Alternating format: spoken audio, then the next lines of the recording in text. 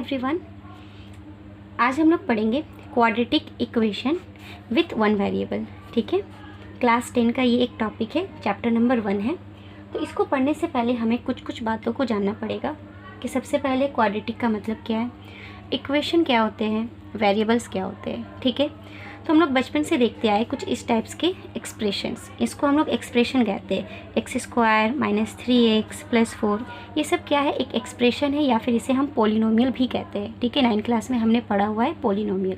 ठीक है, जहाँ पर नंबर्स एंड जो अल्फ़ाबेट्स होते हैं उनका एक कॉम्बिनेशन होता है। ठीक है, तो ये एक तरह का एक्सप्रेशन या फिर पोलिनोमियल है।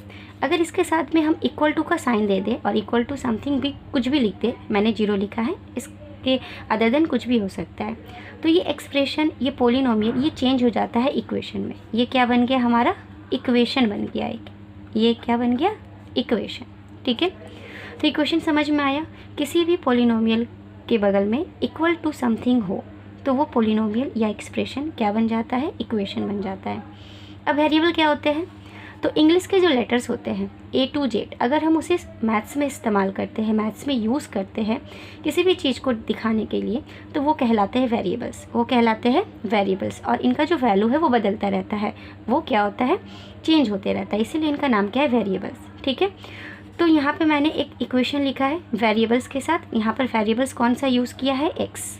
ठीक है, तो ये एक इक्वेशन है जिसका पास क्या है, एक वेरिएबल है। ठीक है, अब क्वाड का क्या मतलब होता है, क्वाड का मतलब होता है 2।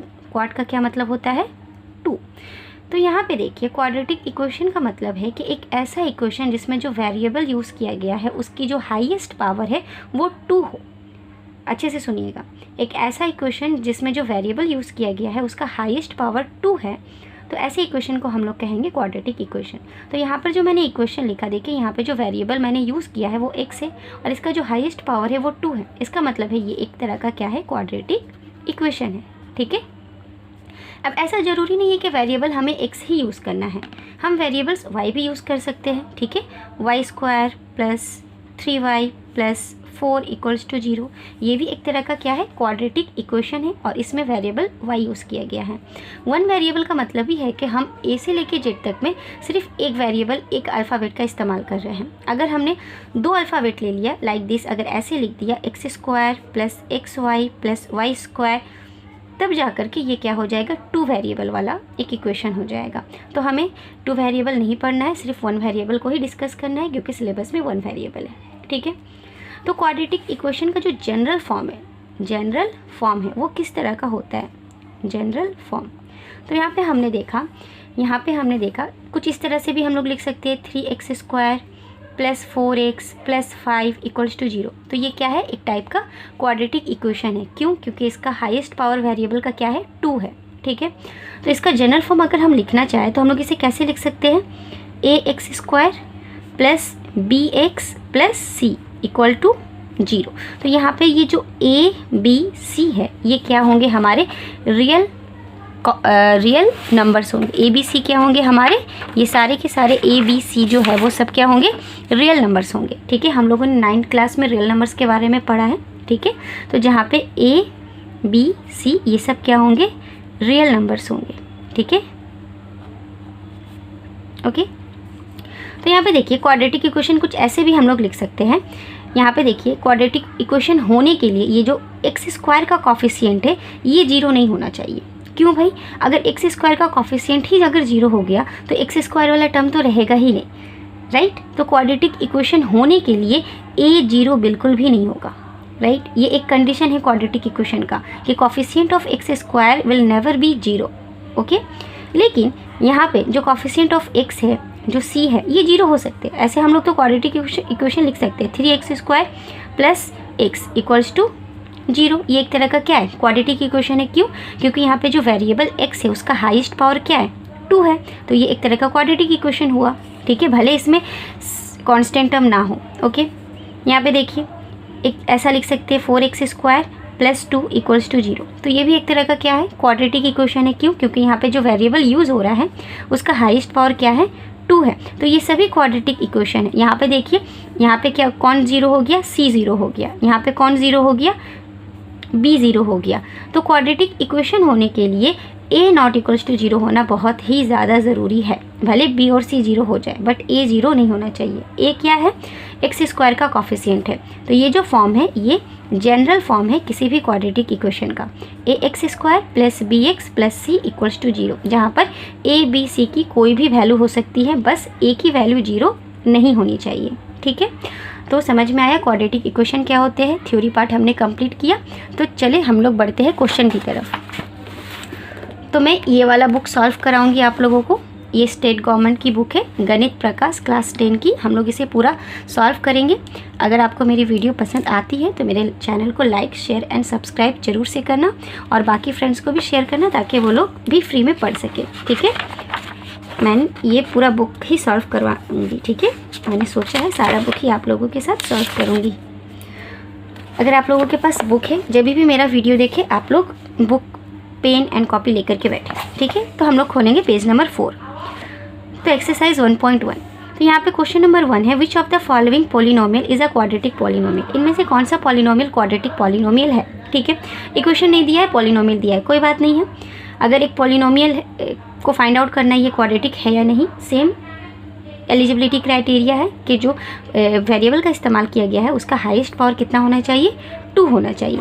ठीक है, तो चलिए सॉल्व करते हैं हम लोग क्वेश्चन नंबर 1। ठीक है, क्वेश्चन नंबर 1 है x square minus 7x plus 2। ठीक है, ये हमारा क्वेश्चन है। तो यहाँ पर देखिए जो वेरिएबल यूज़ हुआ है वो है x। ठीक है, और इसका जो हाईएस्ट पावर है वो है 2। तो अभी हमने पढ़ा है क्वाड्रेटिक इक्वेशन होने के लिए वेरिएबल का हाईएस्ट पावर 2 होना चाहिए। तो इसका मतलब है it is a quadratic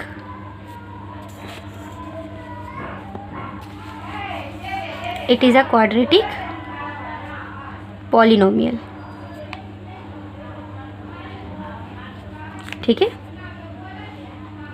question number 2 है हमारा 7x to the power 5 minus x into में x प्लस 2।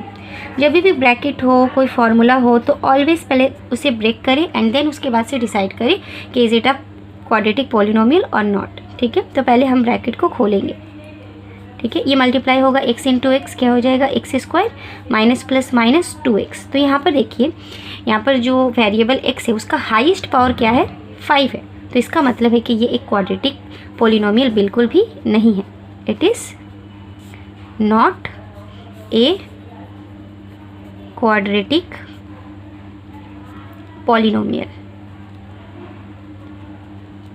ठीक है, क्वेश्चन नंबर 3 है 2x इंटू में x प्लस 5 प्लस 1। तो अगेन हम लोग ब्रैकेट को पहले ओपन करेंगे। तो 2x मल्टीप्लाई होगा x से तो हो जाएगा 2x square plus 2x multiply होगा 5 से तो हो जाएगा 10x plus 1।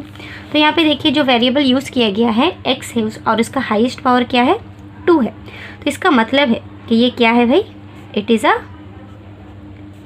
Quadratic polynomial. Right, अब क्वेश्चन नंबर 4 आप लोग खुद से कीजिए। देखिए क्वेश्चन नंबर जो 4 है 2x माइनस 1। तो यहाँ पे देखिए जो वेरिएबल है x है, इसका हाईएस्ट पावर क्या है, क्या लगता है यहाँ इसका हाईएस्ट पावर क्या है, कुछ नहीं है। इसका मतलब क्या है, ये 1 है। तो इसका मतलब हो गया ये एक क्वाड्रेटिक पॉलिनोमियल नहीं है। Right, it is not a quadratic polynomial. Writing पे मत जाइएगा, ओके। ठीक है, क्वेश्चन नंबर 2 देखेंगे। सब लोग अपने बुक पर देखें।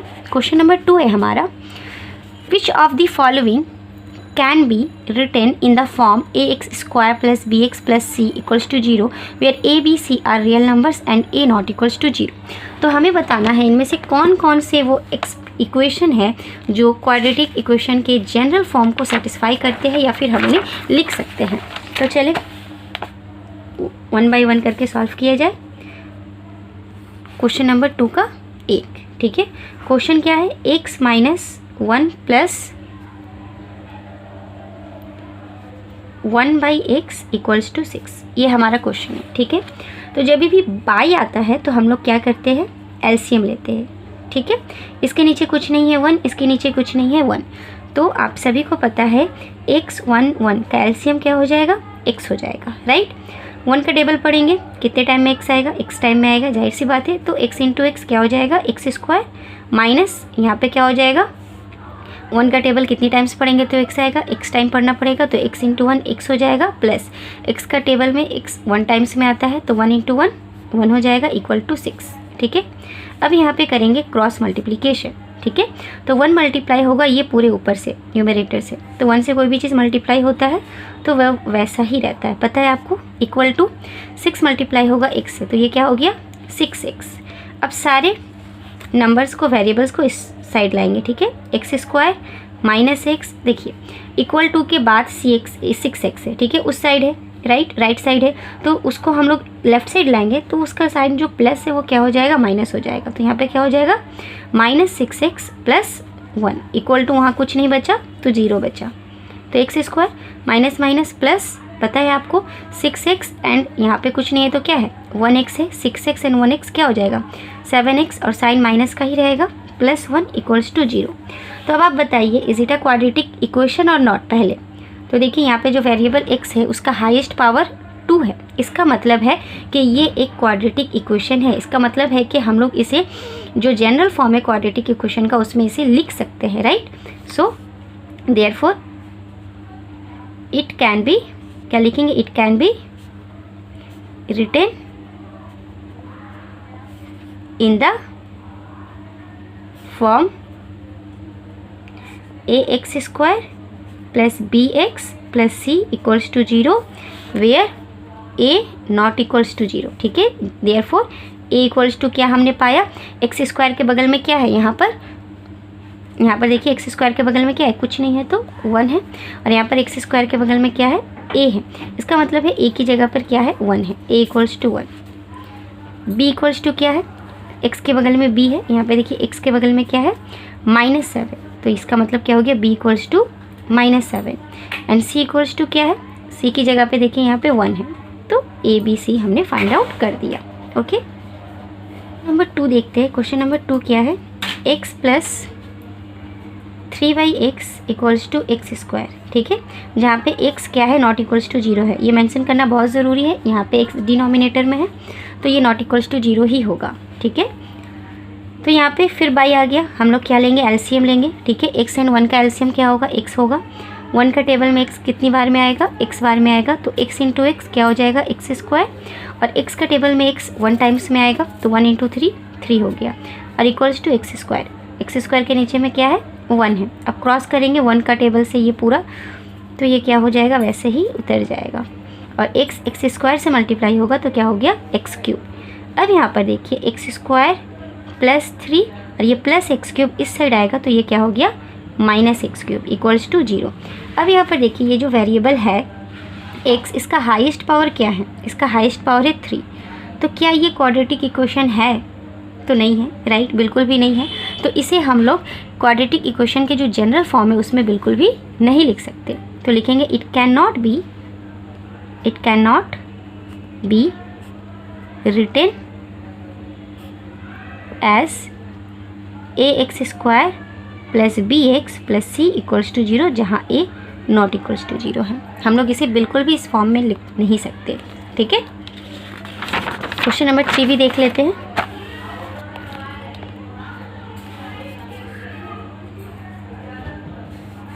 क्वेश्चन नंबर 3 क्या है, x² - 6 √x + 2 इक्वल्स टू 0। तो यहाँ पर देखिए, यहाँ पे जो इक्वेशन है वो वेरिएबल x है, ठीक है। इक्वेशन में जो वेरिएबल है वो x है, और उसका जो हाईएस्ट पावर है वो 2 है, बिल्कुल है, ठीक है। लेकिन ये जो उसके बाद वाला जो इक्वेशन है, उसके बाद वाला जो टर्म है, इसमें 6 √x है, लेकिन जबकि क्वाड्रेटिक इक्वेशन का जो जनरल फॉर्म था वो क्या था, ax² + bx + c equals to 0, जहाँ a नॉट इक्वल्स टू 0 है। तो यहाँ पे जो स्क्वायर है, यानी जो हमारा वेरिएबल है उसका पहला तो पावर 2 है, लेकिन दूसरा पावर क्या है 1 है। लेकिन यहाँ पे देखिए रूट है, पावर इसका x के ऊपर रूट है, इसका मतलब है कि इसका पावर क्या है, हाफ है। किसी भी चीज़ के ऊपर रूट है, इसका मतलब है कि उसका पावर क्या है, हाफ है। तो इसका मतलब है कि ये बिल्कुल भी एक क्वाड्रेटिक इक्वेशन नहीं है। तो ये अगर क्वाड्रेटिक इक्वेशन नहीं है तो इसे इस फॉर्म में पुट भी हम लोग नहीं कर सकते हैं, राइट। तो लिख देंगे it can not be written as ax² plus bx plus c equals to 0 where a not equals to 0। Okay, समझ में आया। क्वेश्चन नंबर 4, ये क्वेश्चन नंबर 4 है। यहाँ पे देखिए x - 2 का whole square equals to x² minus 4x plus 4, ठीक है। तो मैंने पहले ही बोला है, पहले आप ब्रेक करेंगे, ठीक है। a माइनस बी का होल स्क्वायर के फॉर्मूले पे ये ब्रेक होगा। तो फार्मूला क्या है, a² minus 2ab plus b², ये है formula, equals to x² minus 4x plus 4। Okay, तो यहाँ पे क्या दिख रहा है हमें, x² माइनस 2 × 4, x प्लस 2 का स्क्वायर क्या हो जाएगा, 4 हो जाएगा। तो यहाँ पर आप अच्छे से देखो तो यहाँ पे left hand side and right hand side दोनों इक्वल टर्म है, राइट, दोनों इक्वल टर्म है। तो ये कोई एक इक्वेशन नहीं है, ये एक आइडेंटिटी है। ये क्या है, it is an identity. Okay, ये कोई, इसे हम लोग क्वाड्रेटिक इक्वेशन के फॉर्म में पुट नहीं कर सकते। क्यों, क्योंकि यहाँ पे अगर x² प्लस में है तो यहाँ पर भी x² प्लस में है। जब हम इसे यहाँ पर माइनस के फॉर्म में लाएंगे तो ये कैंसिल आउट होकर सब्ट्रैक्ट होकर 0 हो जाएगा। -4x है यहाँ पे, वहाँ पे -4x है। तो जब ये यहाँ आएगा right hand side, left hand side में, तो ये +4x होगा, फिर -4x प्लस 4x, फिर 0 हो जाएगा। +4 यहाँ पर भी +4 है, इस साइड आएगा तो -4 होगा। तो क्या आ जाएगा, 0 इक्वल्स टू 0। तो हमें कोई भी इक्वेशन नहीं मिलेगा। सो ये क्या है, एक आइडेंटिटी है। ओके, सो आज इतना ही रहने देते हैं। Tomorrow I will solve question number 3 and question number 4। Okay, अगर आपको पसंद आता है तो मेरी वीडियो को शेयर करें। ओके।